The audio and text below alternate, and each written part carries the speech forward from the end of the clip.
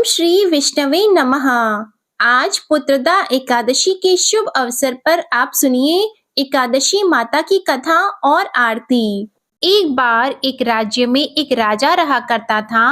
राजा बहुत ही बुद्धिमान और बलशाली था। राजा सदा ही अपनी प्रजा का बहुत अच्छे से ध्यान रखता था। प्रजा भी राजा को बहुत पसंद करती थी। राजा की दो बेटियां थी। राजा अपनी दोनों बेटियों से बहुत प्रेम करता था। राजा की छोटी बेटी देखने में बहुत सुंदर और आकर्षित थी और राजा की बड़ी बेटी छोटी बेटी के मुकाबले थोड़ी कम सुंदर थी। राजा की छोटी बेटी माता की पूजा किया करती थी और सभी लोग राजा की छोटी बेटी से बहुत प्रेम करते थे और बहुत प्रशंसा किया करते थे। राजा भी अपनी छोटी बेटी को बड़ी बेटी से अधिक प्रेम करता था, जिसके कारण राजा की बड़ी बेटी को अपनी छोटी बहन से बहुत नफरत होने लगी थी। राजा की दोनों बेटियां जब बड़ी हो गई तब एक पड़ोस के राज्य में रहने वाले राजकुमार राजा की बड़ी बेटी के लिए रिश्ता लेकर आया। लेकिन जैसे ही उस राजकुमार की नजरें राजा की छोटी बेटी पर पड़ी तो वह राजकुमार राजा की छोटी बेटी पर आकर्षित हो गया और छोटी बेटी से पहली नजर में प्रेम करने लगा। उस राजकुमार ने राजा की बड़ी बेटी के साथ विवाह करने से मना कर दिया और उसने राजा से कहा कि मैं आपकी छोटी बेटी से विवाह करना चाहता हूँ। ये सब देखकर राजा की बड़ी बेटी अपनी छोटी बहन से बहुत क्रोधित हो गई और राजा की बड़ी बेटी ने अपनी छोटी बहन को अपना सबसे बड़ा दुश्मन मान लिया। राजा की बड़ी बेटी ने अपनी छोटी बहन से बदला लेने का निर्णय किया। राजा की बड़ी बेटी ने अपनी छोटी बहन को जान से मारने का उपाय सोचा। राजा की बड़ी बेटी ने अपनी छोटी बहन को मारने के लिए सबसे पहले एक लड्डू में जहर मिलाकर अपनी छोटी बहन को दे दिया और उसको लड्डू खाने के लिए कहा। लेकिन लड्डू खाने के बाद भी छोटी बहन को कुछ भी नहीं हुआ। बड़ी बहन ये देखकर बहुत आश्चर्यचकित हो गई, लेकिन बड़ी बहन ने हार नहीं मानी। जब उसकी छोटी बहन रात में कमरे में सो रही थी तब उसने एक मटके में सांप रखकर उसके कमरे में छोड़ दिया, लेकिन सांप भी छोटी बहन का कुछ नहीं कर पाया। जिसके बाद बड़ी बहन ने अपनी छोटी बहन से कहा कि चलो हम लोग कुएं में से पानी भर कर लाते हैं, जिसके लिए वह अपनी छोटी बहन को पानी भरने के बहाने कुएं के पास ले गई और उसने अपनी छोटी बहन को कुएं में धक्का दे दिया। लेकिन छोटी बहन को तब भी कुछ नहीं हुआ, क्योंकि हर बार ग्यारस माता उसकी रक्षा कर रही थी और उधर बड़ी बहन अपने सारे प्रयास के बाद भी असफल हो रही थी, जिससे वह बहुत क्रोधित हो गई और फिर उसने अपनी छोटी बहन के पास जाकर उससे प्रश्न किया कि मेरी छोटी बहन, क्या तुमको पता है कि भगवान ने सबको मृत्यु एक निश्चित समय पर लिखी हुई है और कैसे तुम्हारी या मेरी मृत्यु होगी, क्या ये तुम जानती हो? तब छोटी बहन ने अपनी बड़ी बहन को बताया कि हाँ दीदी, मैं तो जानती हूँ मेरी मृत्यु कैसे होगी। छोटी बहन से ये सब बातें सुनकर बड़ी बहन मन ही मन बहुत प्रसन्न होने लगी और उसने अपनी छोटी बहन से कहा कि तो तुम मुझे अपनी मृत्यु का राज बताओ। तब छोटी बहन ने अपनी बड़ी बहन से कहा कि मेरी मृत्यु तो एक तोते में है। जो तोते के गले में एक हार है, उससे मेरी मृत्यु होगी। जब तक कोई भी व्यक्ति तोते को मारकर उस हार को अपने गले में पहनेगा तो मैं मूर्छित हो जाऊंगी और जैसे ही उस हार को अपने गले से उतारेगा तो मैं वापस से जीवित हो जाऊंगी। अपनी छोटी बहन की मृत्यु का राज जानकर बड़ी बहन बहुत खुश हुई और उसने अपनी छोटी बहन को मारने के लिए उसके पालतू तोते को ढूंढना शुरू कर दिया और छोटी बहन को इस बात का आभास हो गया था कि कोई उसकी जान लेना चाहता है, जिसके लिए वह अपने पिताजी के पास गई और उसने अपने पिताजी से कहा कि पिताजी, मेरी मृत्यु के बाद आप मुझे मत जलाइएगा, बल्कि आप मुझे अपनी पुरानी वाली हवेली में एक पलंग में लिटाकर छोड़ दीजिएगा। अपनी छोटी लड़की की ये बातें सुनकर राजा बहुत आश्चर्यचकित हो गया। राजा ने अपनी छोटी बेटी से पूछा कि बेटी, तुम ये क्या कह रही हो? तब राजा की छोटी बेटी ने बताया कि पिताजी, समय किसी के लिए नहीं रुकता है, क्या कब किसको हो जाए इसका किसी को कुछ नहीं पता। फिर राजा ने अपनी छोटी बेटी से कहा कि तुम ऐसी बातें क्यों करती हो? 2-3 दिन के बाद तो तुम्हारा विवाह है, लेकिन छोटी बेटी ने अपने पिताजी को ऐसा करने पर मजबूर कर दिया और उनसे वचन ले लिया। राजा ने भी अपनी छोटी बेटी की बात स्वीकार कर ली और 2-3 दिनों के बाद जब शादी का समय आया, तब राजकुमार बारात लेकर राजा के घर आया और राजकुमार और राजा की छोटी बेटी का विवाह शुरू हो गया। जैसे ही राजा की छोटी बेटी राजकुमार के साथ फेरे लेना शुरू हुई, तो उसकी बड़ी बहन अपनी छोटी बहन के कमरे में जाकर उसके तोते को पकड़ लेती है और उसको जान से मार देती है।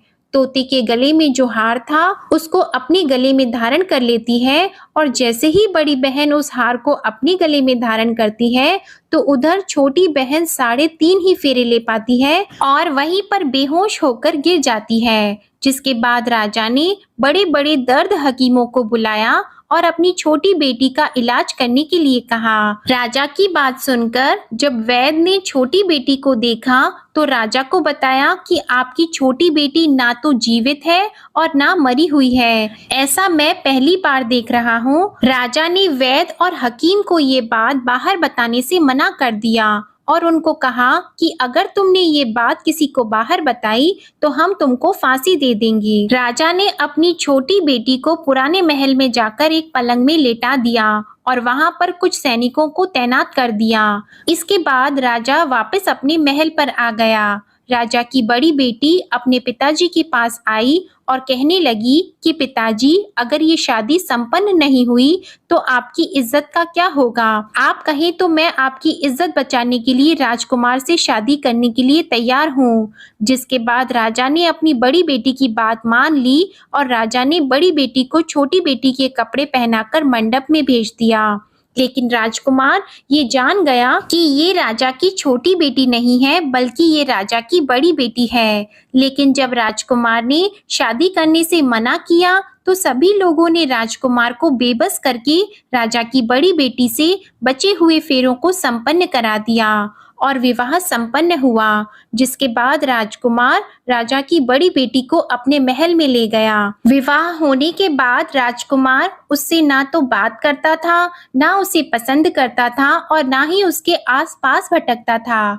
और राजकुमार ने ये फैसला लिया था कि वह अपनी प्रेमिका को ढूंढ कर रहेगा और ये जानकर रहेगा कि उसके साथ क्या हुआ है। एक दिन राजकुमार अपने घोड़े पर सवार होकर राजा के पुराने महल के पास पहुंचा, जहां पर उसने कुछ सैनिकों को देखा।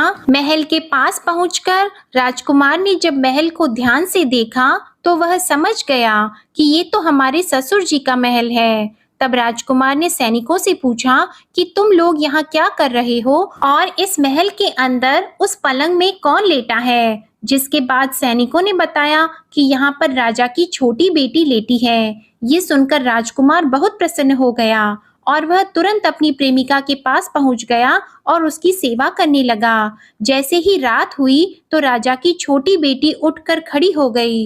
राजकुमार ये देखकर बहुत खुश हो गया और उसने अपनी प्रेमिका से पूछा कि तुम यहाँ क्या कर रही हो? तुम मेरे साथ मेरे घर चलो। राजा की छोटी बेटी ने राजकुमार को सारी बातें बता दी कि मेरी जान एक तोते में बसती थी और मैंने ये बात सिर्फ अपनी बड़ी बहन को बताई थी और मुझे पता है कि उसने ही मुझे मारने का प्रयास किया है। उसके पास एक हार है जिसको वह सुबह पहन लेती है और रात को उतार देती है। जब तक वो हार को पहन कर रखती है तब तक मैं मूर्छित रहती हूँ और जैसे ही वो हार को उतार देती है तो मैं जीवित हो जाती हूँ और जब तक मेरी बड़ी बहन के पास वो हार रहेगा तब तक मैं ऐसे ही जीवित और मूर्छित होती रहूंगी। अगर मेरी बड़ी बहन के पास जो हार है वो मेरे हाथ लग जाए तो मैं हमेशा के लिए जीवित हो जाऊंगी। राजकुमार ये सब बातें सुनकर राजा की छोटी बेटी के पास रहने का निर्णय ले लेता है और उसने अपने बचे हुए सारे फेरे उस पलंग में लेटी हुई राजकुमार की छोटी बेटी के साथ ले लिए और अपना विवाह पूर्ण कर लिया और वहीं पर वो रहने लगा। देखते ही देखते कुछ समय में राजा की छोटी बेटी और राजकुमार की पत्नी गर्भवती हो गई। एक दिन राजकुमार को किसी काम से बाहर जाना पड़ा। तब छोटी बहन के पेट में बहुत तेज से दर्द होने लगा, जिसके बाद उसने माता का आह्वान किया। जिसके बाद वहां माता प्रकट हुई और उन्होंने अपने भक्तों के दर्द को दूर किया और एक पुत्र की प्राप्ति करवाई। और वहीं पर अचानक से राजकुमार भी आ गया। राजकुमार ने ग्यारस माता को देखा तो वह आश्चर्यचकित हो गया और उसने तुरंत ग्यारस माता को प्रणाम किया। और ग्यारस माता ने राजकुमार से कहा, जब तुम्हारा पुत्र 5 वर्ष का हो जाए तो तुम आकर अपनी पत्नी का हार इसके गले में डाल देना। और देखते ही देखते राजकुमार और राजा की छोटी बेटी का पुत्र 5 वर्ष का हो जाता है। तो राजकुमार अपने बेटे से कहता है कि बेटा, मैं कुछ काम से बाहर जा रहा हूँ, तुम अपनी माता का ध्यान रखना। और वहां से चला जाता है। राजा को बाहर निकलता देखकर बड़ी बहन के सैनिक देख लेते हैं और बड़ी बहन को जाकर सारी बातें बता देते हैं। जिसके बाद बड़ी बहन अपनी छोटी बहन के पुत्र को वहां से उठवा लेती है और उसको मरवा देती है। छोटी बेटी के पुत्र के 2 टुकड़े करवा देती है। पहला टुकड़ा चक्के के पास छुपा देती है और दूसरा टुकड़ा अपने पलंग के नीचे रख लेती है। अब ग्यारस माता भिखारी का रूप लेकर आती है और एक भिखारी का रूप रखकर बड़ी बहन के पास चली जाती है। जिसके बाद वहां पर भिक्षा मांगने लगती है। तो बड़ी बहन अपने नौकरों से कहती है कि जाकर भिक्षा दे दो। लेकिन जैसे ही नौकर ग्यारस माता को भिक्षा देने के लिए आते हैं तो माता उन्हें मना कर देती हैं और कहती है कि मैं तुम्हारी महारानी से ही भिक्षा लूंगी। जिसके बाद बड़ी बहन स्वयं ही भिक्षा देने के लिए माता के पास आती है। तब माता एक बिल्ली का रूप लेकर उसके कमरे में चली जाती है और वहां पर छोटी बेटी के पुत्र के 2 टुकड़े को आपस में जोड़ देती है और उसे जीवित कर देती है। फिर उसे वहां से ले जाती है। राजकुमार अपने बेटे को लेकर अपनी पत्नी के पास जाता है और उसे कहता है कि तुम इसका ध्यान रखना। अगर तुम इस बच्चे का अच्छे से ध्यान रखोगी तो मैं तुमसे बात करूंगा। एक दिन राजकुमार अपने बच्चे से कहता है कि तुम मम्मी से उनके गले का हार मांग लो। तो अपने पिता की बात मानकर राजकुमार का लड़का अपनी मम्मी के पास जाता है और कहता है कि मम्मी, मुझे तुम्हारा हार चाहिए। यह सुनकर पहले तो बड़ी बहन बहुत क्रोधित होती है, पर उसको यह याद आता है कि राजकुमार ने कहा था कि अगर मैं इस बच्चे का ध्यान अच्छे से रखूंगी तो वह मुझसे बात करेंगे। जिसके कारण वह हार उस बच्चे को दे देती है और वह तुरंत हार को ले जाकर अपने पिताजी को दे देता है। और तभी राजकुमार अपने बेटे को लेकर वहां से जाने लगता है और अपनी पत्नी से कहता है कि तुम हमारे लिए खाना बनाकर रखना, मैं शाम को आकर तुम्हारे साथ खाना खाऊंगा। और वह अपने बेटे को लेकर वहां से चला जाता है। जिसके बाद वह राजा के पास जाता है और उनको सारी बातें बता देता है। राजा अपनी बड़ी बेटी की ये करतूत सुनकर बहुत क्रोधित होते हैं और अपनी परवरिश पर ही दोष देने लगते हैं। राजकुमार को अपनी छोटी बेटी के साथ रहने के लिए आदेश दे देते हैं। इस प्रकार ग्यारस माता की कृपा से राजकुमार और राजा की छोटी बेटी सुखपूर्वक रहने लगे। प्रेम से बोलिए एकादशी माता की जय। प्रेम से बोलिए माता लक्ष्मी और भगवान विष्णु की जय। माता पार्वती और भगवान शंकर की जय। कथा के बाद अब आप आरती श्रवण कीजिए। ओम जय एकादशी माता, मैया जय एकादशी माता। विष्णु पूजा व्रत को धारण कर, विष्णु पूजा व्रत को धारण कर, शक्ति मुक्ति पाता। ओम जय एकादशी माता। तेरे नाम गिनाऊं देवी, भक्ति प्रदान करनी, मैया भक्ति प्रदान करनी। गण गौरव की देनी, गण गौरव की देनी, माता शास्त्रों में वरनी। ओम जय एकादशी माता। मार्गशीर्ष के कृष्ण पक्ष की उत्पन्ना विश्वतारिणी जन्मी, मैया उत्पन्ना विश्वतारिणी जन्मी। शुक्ल पक्ष में हुई मोक्षदा, मुक्तिदाता बन आई।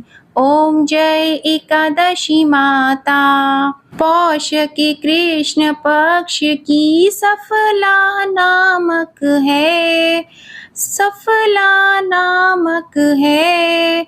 शुक्ल पक्ष में होए पुत्रदा, आनंद अधिक रहे। ओम जय एकादशी माता। नाम षटतिला माघ मास में कृष्ण पक्ष आवे, मैया कृष्ण पक्ष आवे। शुक्ल पक्ष में जया कहावे, शुक्ल पक्ष में जया कहावे। विजय सदा पावे। ओम जय एकादशी माता। विजया फागुन कृष्ण पक्ष में शुक्ला आमल की, मैया शुक्ला आमल की। पाप मोचनी कृष्ण पक्ष में चैत्र महाबली की। ओम जय एकादशी माता। चैत्र शुक्ल में नाम कामदा, धन देने वाली, मैया धन देने वाली। नाम वरूथिनी कृष्ण पक्ष में, नाम वरूथिनी कृष्ण पक्ष में। वैशाख माह वाली।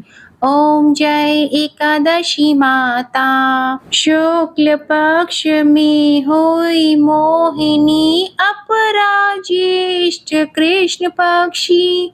नाम निर्जला सब सुख करनी, नाम निर्जला सब सुख करनी। शुक्ल पक्ष रखी।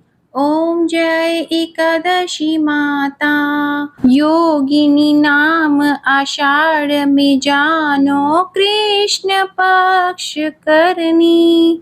देव शयनी नाम कहायो, शुक्ल पक्ष धरनी। ओम जय एकादशी माता। कामिका श्रावण मास में आवे, कृष्ण पक्ष कहिए। श्रावण शुक्ला होए पवित्रा, आनंद से रहिए। ओम जय एकादशी माता। अजा भाद्रपद कृष्ण पक्ष की परिवर्तिनी शुक्ला। इंद्रा आश्विन कृष्ण पक्ष में, इंद्रा आश्विन कृष्ण पक्ष में। व्रत से भवसागर निकला। ओम जय एकादशी माता। पापंकुशा है शुक्ल पक्ष में, आप हरनहारी। रमा मास कार्तिक में आवे, सुखदायक भारी। ओम जय एकादशी माता। देवोत्थानी शुक्ल पक्ष की, दुख नाशक मैया, मैया दुख नाशक मैया। पावन मास में करूं विनती, पावन मास में करूं विनती। पार करो नैया। ओम जय एकादशी माता। परमा कृष्ण पक्ष में होती, जन मंगल करनी, मैया जन मंगल करनी।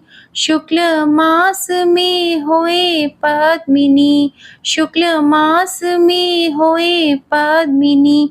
दुख दारिद्र हरनी। ओम जय एकादशी माता। जो कोई आरती एकादशी की भक्ति सहित गावे, मैया भक्ति सहित गावे। जन गुर्दिता स्वर्ग का वासा, जन गुर्दिता स्वर्ग का वासा। निश्चय वह पावे। ओम जय एकादशी माता। ओम जय एकादशी माता। ओम जय एकादशी माता। प्रेम से बोलिए एकादशी माता की जय। प्रेम से बोलिए श्री लक्ष्मी नारायण भगवान की जय। आज की कथा और आरती पसंद आए तो वीडियो को लाइक करना मत भूलिएगा और साथ ही चैनल को भी सब्सक्राइब करिएगा। कमेंट में एकादशी माता की जय जरूर लिखिएगा।